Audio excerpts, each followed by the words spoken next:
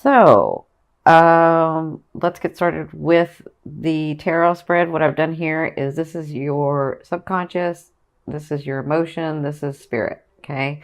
And then here is the physical, and this is their advice, spirit's advice, okay? And then what I've done here is this is your romance card.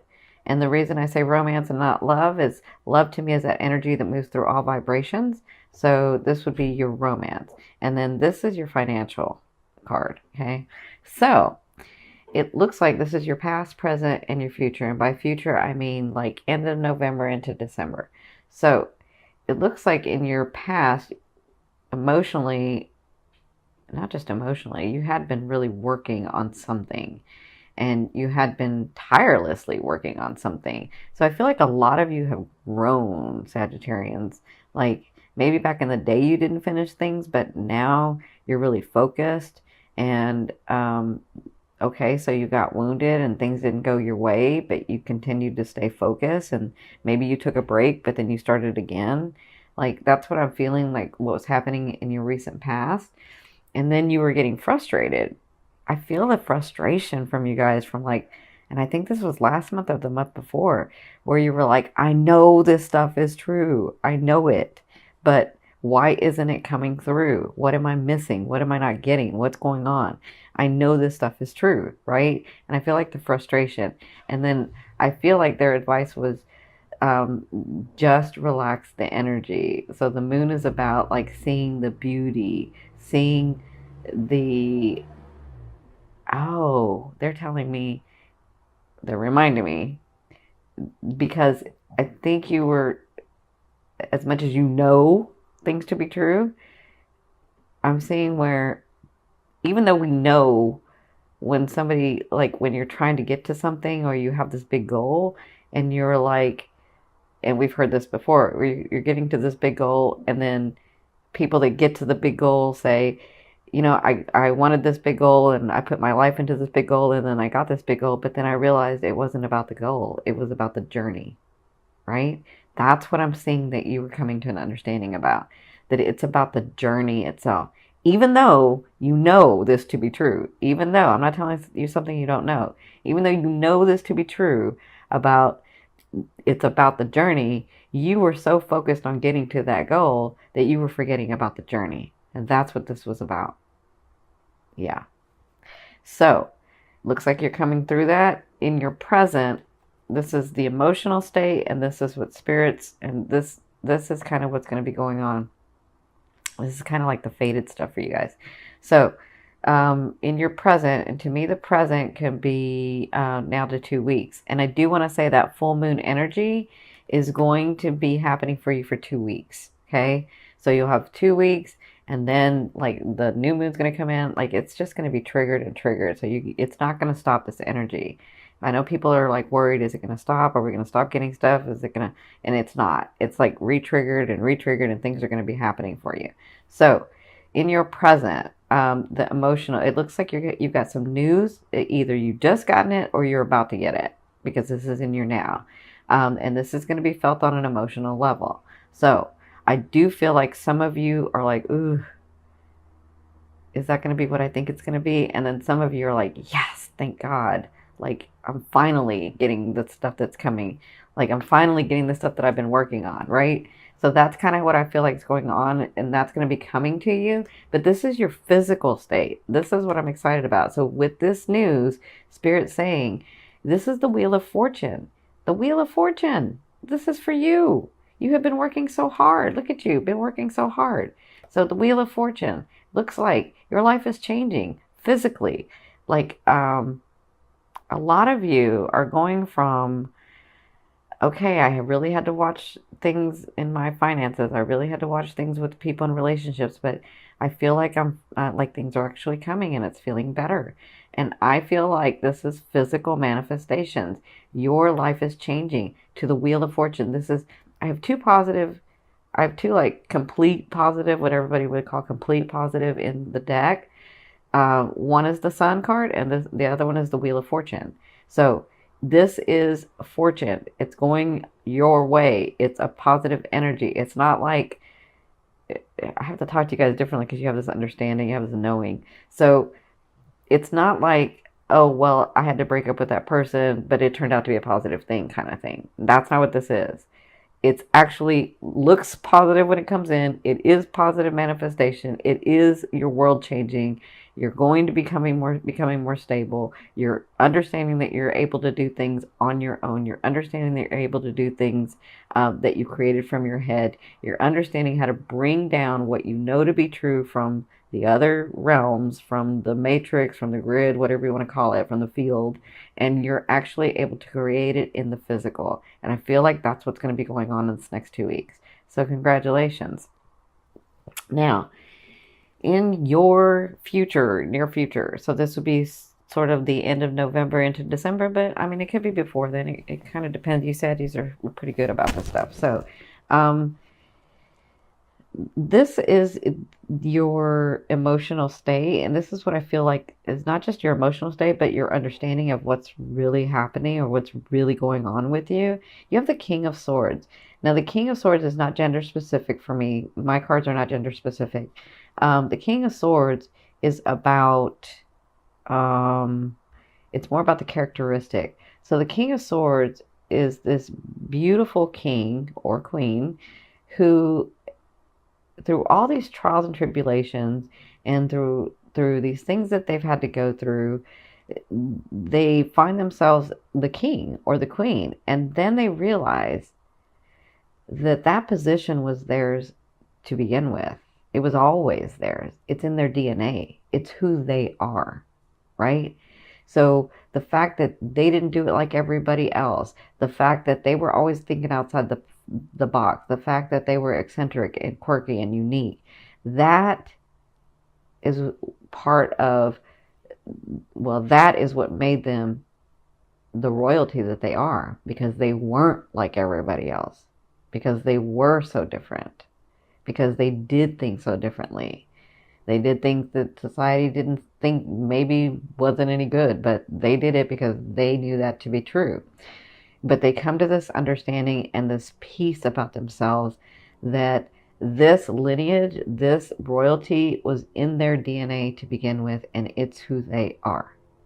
That's what I feel like is going to be going on with you guys, where you understand as these manifestations come through, because of this hard work, because of you enjoying the journey, because of you letting go of things and opening up space, you're understanding your placement in this world. You're understanding that you are a royalty and lineage, right? Your lineage is royalty, that you, in your DNA, all the stuff that you create in your world, all these blessings that come in, all these people, these relationships, these things, they were yours to begin with, right? So I see that you get to a space here soon about that, but then this is your physical, right? This is the physical stuff. You have the Eight of Swords. So even when you come to this understanding about this to me is the test card. I mean, it means several different things for me, but right now I'm seeing it as the test card for you. So this is about you being tested, not from anybody else but yourself, right?